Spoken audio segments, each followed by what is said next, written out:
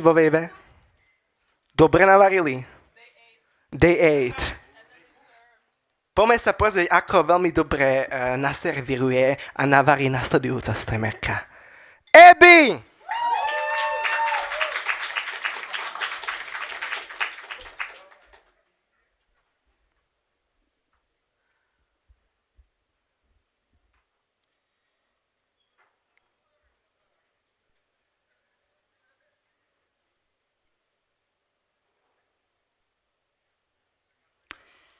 Žijeme v polievke. Žijeme v polievke, kde mäso nenávidí zeler, kde klobásy vraždia bataty a nie len ich. Weiß es nicht, prečo sa vždy niekto hnevá na iných. Veď sami ste nedovarení. Žijeme v polievke. V polievke, ktorej vodu sme si sami zovreli a potom sa sťažovali, keď začala kypieť emóciou, which we didn't wanna keep, yet we did. Vidíš, kde žijeme? V polievke, ktorá sa varí už 30 rokov a stále chutí zle.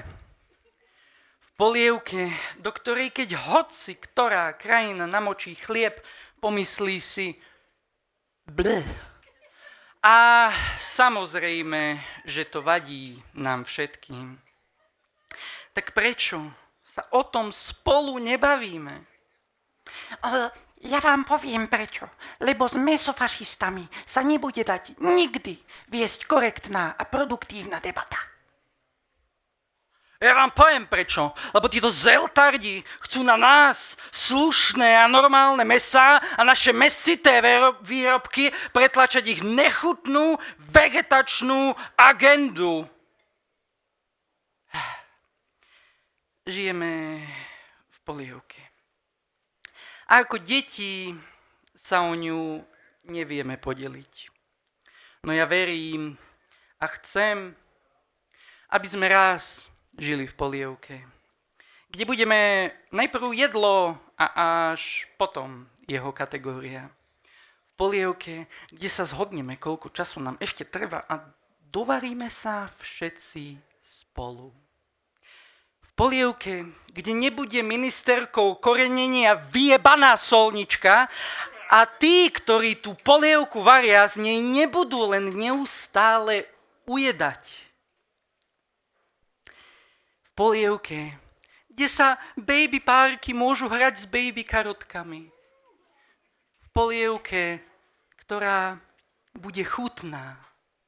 V polievke, kde sa dohodneme.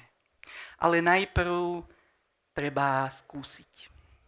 Naozaj a úprimne skúsiť. Ďakujem.